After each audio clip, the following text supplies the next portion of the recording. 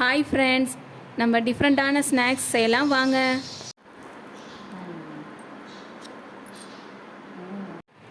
சுண்டைக்காயை கழுவிக்கலாம். 2 வெங்காயம் எடுத்துக்கணும், 2 பச்சை மிளகாய் எடுத்துக்கணும். வெங்காயம், பச்சை மிளகாய், கொத்தமல்லி தழை, இஞ்சி எல்லாத்தையும் நறுக்கி எடுத்துக்கணும்.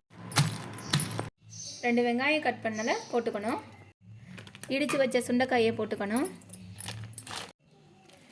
2 கப்பு கடல மாவு, 1 ஸ்பூன் மிளகாய்த்தூள், 1 ஸ்பூன் சிக்கன் மசாலா தூள் வாசனைக்காக, உப்பு போட்டுக்கலாம். ஒரு முட்டை உடைச்சி ஊற்றிக்கலாம். கொஞ்சம் மிளகுத்தூள் போட்டுக்கலாம். முதல்ல எல்லாத்தையும் கலந்துக்கணும். உங்கள் காவேரி கலந்துக்கிட்ட உங்கள் சிங்காரி. அதுக்கு என்ன அர்த்தம் பாட்டி?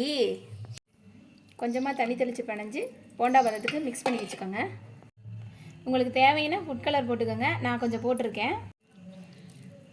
மிக்ஸ் பண்ணதை எடுத்து உருண்டைகளாக உருட்டி எடுத்துக்கலாம். சுண்டைக்காயை பற்றி ஏதாவது சொல்லுங்களேன் பாட்டி. சொல்லிட்டா 5 பஞ்சவர்ணமும் சேர்த்து சுண்டைக்காய் போண்டா போட்டு சாப்பிட்டா உடம்புக்கு தீராத நோவும் தீரும். பாட்டி சூப்பர் பாட்டி. எண்ணெய் சூடாயிருச்சு, எண்ணெயில் போட்டு எடுத்துக்கலாம். சுண்டைக்காயெலாம் குழந்தைங்களுக்கு பிடிக்காது. இந்த மாதிரி செஞ்சு கொடுத்தீங்கன்னா அவங்க நல்லா விரும்பி சாப்பிடுவாங்க. பெரியவங்களும் சாப்பிட்லாம், உடம்புக்கு நல்லது தான். போண்டாக்களையெல்லாம் நல்லா திருப்பி திருப்பி போட்டு சிம்மில் வச்சு வேக வச்சு எடுத்திங்கன்னா உள்ளே இருக்க சுண்டைக்காயெல்லாம் நல்லா வெந்துடும். கிறிஸ்பியாகவும் நல்லா டேஸ்ட்டாகவும் இருக்கும். இந்த மாதிரி எண்ணெய் சலசலப்பு அடங்கவும் எடுத்துக்கணும். நெஞ்செரிச்சல் இதெல்லாம் எல்லாமே சரியாகும். அப்படியாக்கா? பரவாயில்லையே. சுண்டைக்காய் சாப்பிட்ருக்கியா? சாப்பிட்டா அவ்வளோ டேஸ்ட், அவ்வளோ உடம்புக்கு நல்லது.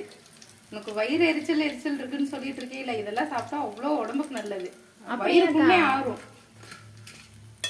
அப்படியாக்கா?